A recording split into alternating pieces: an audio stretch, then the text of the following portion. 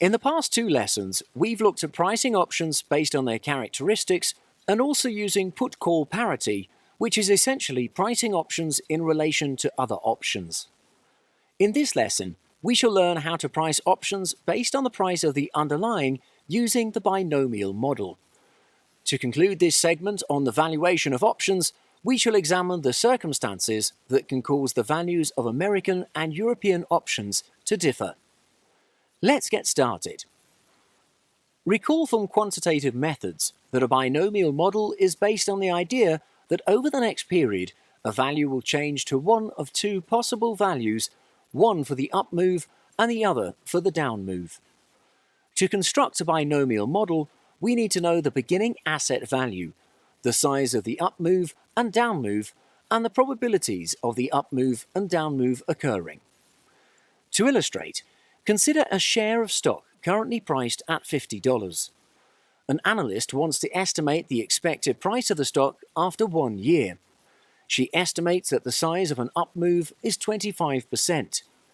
Denoting the up factor as U is therefore 1.25. The down factor, D, has to be the reciprocal of U, so in this case, D is 0.8.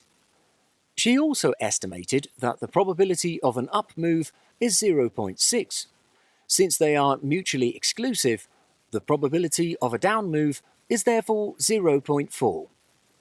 By multiplying the current price with the up move factor, we get the expected price in the event of an up move to be $62.50. In the event of a down move, the expected price is $40. By multiplying each of these values with their respective probabilities and summing them up, we get an expected price of $53.50 after 1 year. Now, you may be wondering, how does an analyst estimate the size of an up move and its corresponding probability? It'll suffice to say that the size of an up move depends much on the volatility of the stock, so an analyst estimates the size of the up move based on that. The probability of an up move is calculated based on the size of the moves and the risk-free rate using this formula. This probability is not the actual probability of an up move.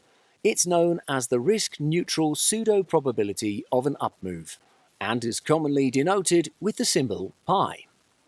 The pseudo-probability of a down move, pi d, is simply 1 minus the pi u. The derivation of the formula is not required for the Level 1 exam, so you just need to know how to apply it. It'll suffice for you to know that their calculation is based on an arbitrage relationship based on risk-neutral probabilities at the risk-free rate.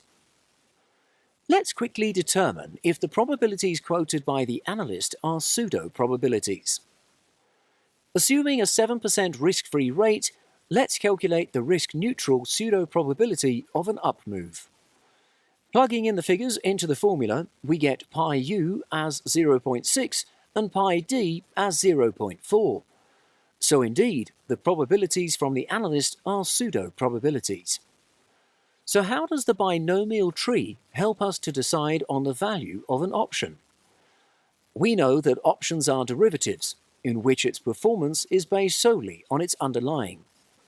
So by estimating the future price of the underlying, we can effectively estimate the price of the option now. To do that, we follow a 3-step process using the binomial model. The first step is to calculate the payoff of the option at maturity in both the up move and down move states. This is followed by calculating the expected value of the option in 1 year. This is the probability-weighted average of the payoffs in each of the up and down moves. And finally, discounting this expected value back to today at the risk-free rate. Let's illustrate this by going back to our earlier example. Given that the risk-free rate is 7%, calculate the value of a 1-year call option with an exercise price of $45. We've earlier calculated the expected prices 1 year from now in the event of an up and down move. So our first step is to calculate the payoff of the call option for both the up and down moves. Using the formula of the payoff at expiration for a call option, the payoff in the event of an up move is $17.50. The payoff in the event of a down move is zero, as the option expires out of the money. The second step is to calculate the expected option value 1 year from now using the pseudo probabilities. By multiplying the payoffs with their respective probabilities, we get an expected value of $10.50. The last step is to simply discount back this value to its present value using the risk-free rate. The call option is valued at $9.81 using this binomial pricing approach. The steps for a put option are exactly the same. Pause the video now and attempt to calculate the value for a 1 year put option. And we're back. Our first step is to calculate the payoff of the put option for both events. Using the formula for a put option, the payoff in the event of an up move is zero, as the option expires out of the money. The payoff in the event of a down move is $5. The second step is to calculate the expected option value 1 year from now using the pseudo probabilities. We get an expected value of $2. The last step is to discount this value to its present value using the risk-free rate. The put option is valued at $1.87 using this binomial pricing approach. So we've learnt the one-period binomial model for pricing options. In practice, an analyst would construct a binomial model with many short periods and have many possible outcomes at expiration. However, the one-period model is sufficient to understand the concept and method. Let's conclude this topic on options valuation by highlighting the differences in valuation for American versus European options. Thus far, the pricing principles that we've discussed are all based on European options. Is there any difference when it comes to pricing American options? Recall that the only difference between European and American options is that a holder of an American option has the right to exercise prior to expiration, while European options can only be exercised at expiration. So feature-wise, an American option is essentially a European option, with the added feature of the right to exercise before the expiration date. At expiration, the right to exercise before the expiration date obviously becomes of no value. Therefore, both types of options are equivalent and they'll have the same value. Their exercise value at expiration will either be zero or the amount that they are in the money. Before expiration, the prices of European and American options will be equal unless the right to exercise prior to expiration has positive value. The first principle to note is that in theory, this value can never be negative. This is because an American option can never have a lower value than its European counterpart. An American option holder can always choose not to exercise until the expiration date, that is, to hold it like a European option. So what we need to discuss is, what are the factors that can cause this right to have a positive value? One possible factor is in the benefit of holding the underlying.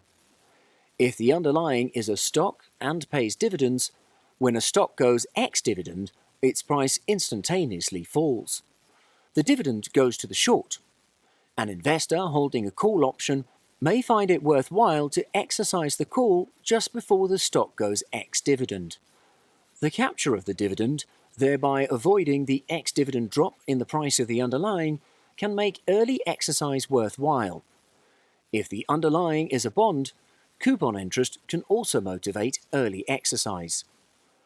One factor that can run counter to the positive effects of such cash flow is if holding the underlying incurs significant carrying costs. Carrying costs lend a preference for holding the option for a longer period over holding the underlying. In any case, remember that such holding cost effects cannot be so great that it makes the American valued less than a European, as an American call option holder can hold onto the option till expiration. The effects are reversed for the put option. As the long put is holding the underlying in this case, cash flows like dividends and interest makes it more appealing for the long to hold onto the option. This therefore has a negative effect on the value on the right to exercise before expiration. Carrying costs, on the other hand, have a positive effect on this value. The next factor we're going to discuss applies only to put options. Let's revisit an exceptional scenario for put options that we've discussed in a previous lesson. If the underlying falls to just $1, the maximum upside is just $1 for a put option with a $30 exercise price, but the maximum downside is losing the entire $29 that is in the money. A European long put will wish to be enabled to exercise as quickly as possible, while an American put option can be exercised immediately in such a case, and that places a premium on the American put.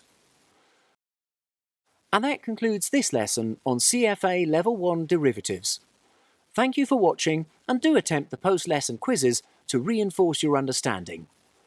Don't forget to head to the bonus section at the end of this course, where we have some special deals for you. Take care and ace the exams.